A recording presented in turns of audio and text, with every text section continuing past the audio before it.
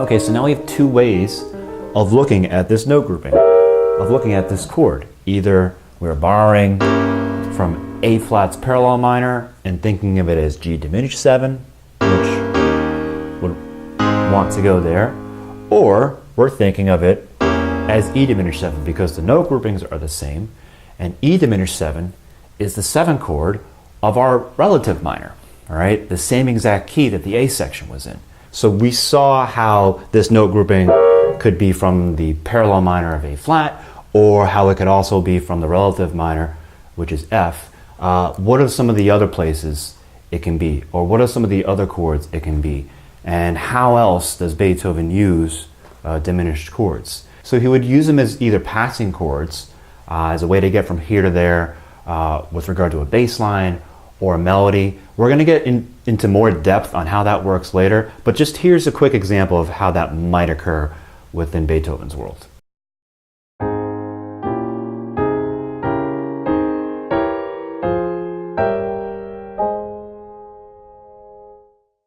Or he might use these diminished chords as a means of changing where you are within the map or changing where you are within the key. So one way of doing that or seeing that or executing that is by seeing the diminished chord that you're on as always a half step away from a dominant chord of a key. All right, so what does that mean?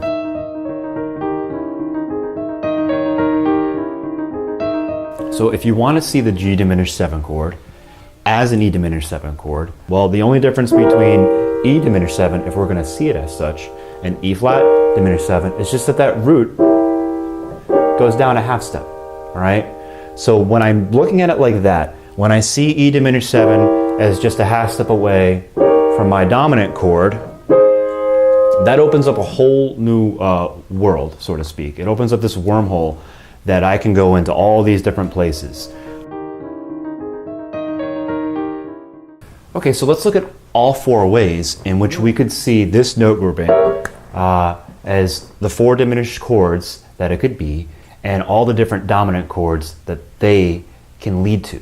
So we just kind of did one. We just did like, this is E diminished moving down to E flat diminished, which is the 5 of A flat, E flat being the 5 of A flat, right? All I did was change one of the notes in the chord, move it down a half step, and that brought me to the dominant of some key.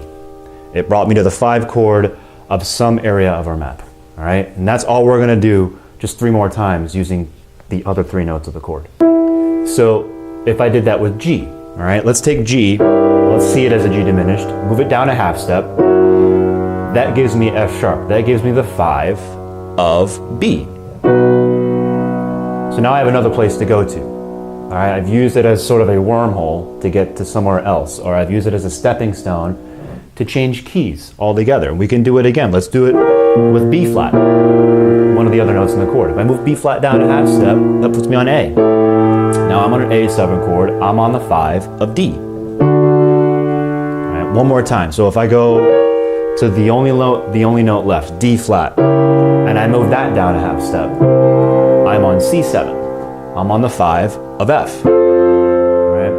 And I resolved all those 5s to their major 1s. Any one of them could have resolved to a minor chord because the dominant of your major 1 chord is the same as the dominant of your minor 1 chord. So I could have gone from E diminished to E flat 7 to A flat minor, or I could have gone from G diminished to F sharp 7 to B minor, and so on, right? The A7 could have resolved to D minor, and the C7 could have resolved to F minor. So with regard to E diminished 7 to E dominant 7, I would resolve to A flat, which is the key we're already in, which is the 4 flat key signature we're already playing around it. So with D flat diminished 7 to C7, I would go to F minor, which is also 4 flats. It's the relative minor of A flat. It's the key that the A section was in. It has the same 4 flats that A flat does. It's its relative minor. And it's also a tonic chord because it's the 6th chord. All right? So it's found in the same region of our map as A flat is. So the other 2 examples allow you to go to somewhere completely different altogether. All right? They allow you to go somewhere where you're never even really expecting. Like these first two allow Beethoven to kind of play with you a little bit to think you're really here when you're really there. Whereas the other two examples are just like overt departures from where you currently are. So the vagueness of these chords allow you to do all these different things. They allow you to stay where you are, sort of, or go somewhere completely different, and still have enough in common with where you were to have it make sense to where you're going, all right? So that's one way of looking at it, you know, getting to your diminished chord and then going to the dominant and having that resolve. Let's look at it from the opposite perspective. Let's start with the dominant chord and see where you can go from there. So you already know what key you're in, presumably, when you're writing. So then you should also presumably know what your dominant chord is. So if I'm starting with an E flat 7, because that's the 5 of A flat, so where can I come from if I know that this is my 5? I can move, like we just said, that up a half step. Now I have this diminished chord that I can play with. Now that I've gotten to this diminished chord by just moving the root of my 5 chord up a half step, I have all the other 5 chords we mentioned before at my disposal. And I just have to get to them by merely changing any of the notes in the chord I'm currently on, the chord I got to by moving my 5 chord up a half step, and I can change any of the notes in that chord by moving down a half step. So now I'm going and changing the G that's in the diminished chord I'm in to G flat.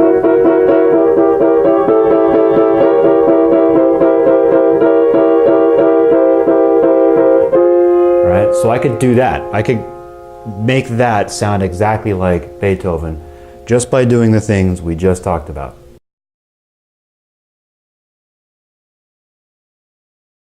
So the point being, like, this is how Beethoven would see it.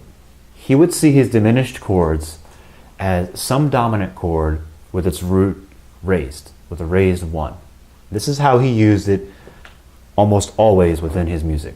So when you're looking for your dominance chord sort of related diminished in this context of seeing the root raised a half step, on the map, it's always this sort of like 1 o'clock, 5 o'clock relationship. Right? Remember, Beethoven's not seeing it as this G diminished 7, he's really seeing it as that dominant chords with a raised root, or lowered root, I guess, depending on your perspective. All right, so you're always going to see this 5 o'clock, 1 o'clock relationship, but like, once again, Beethoven's interpreting this more as that. All right, so if you just, like for example, if I'm over here and I'm messing with F7 and I want F7's related, like I know I'm in this key, I want to go there, that means my dominant is F.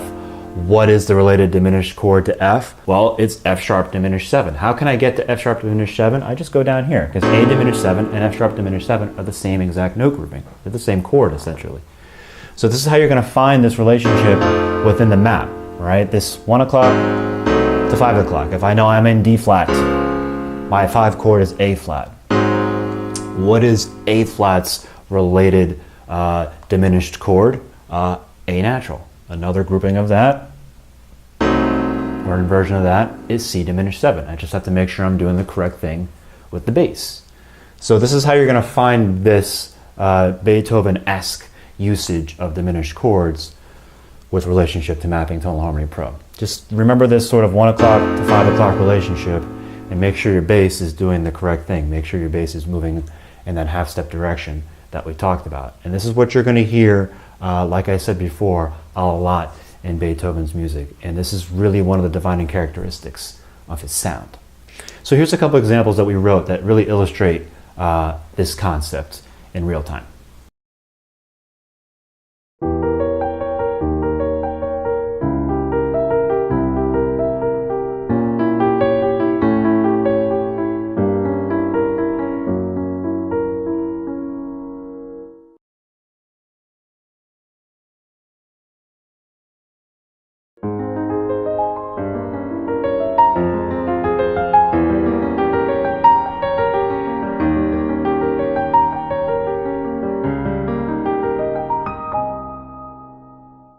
Okay guys, so there you have it. There's Beethoven's usage of diminished chords. Don't feel too intimidated by this language at first. just keep using it and using it over and over again, and keep watching the videos over and over again, and eventually it'll click. It really helps if you apply it though. So if you're doing this in the context of writing something, it's probably the best way to do it. Or if not, just learn one of Beethoven's pieces that illustrates it. Learn this piece, and maybe you can understand some of the ins and the outs of the theory a little bit better. Having said that, stay tuned for our next video where we delve further into the analysis of theme B of our Beethoven Sonata. Thanks for watching. If you feel like it, click on that subscribe button.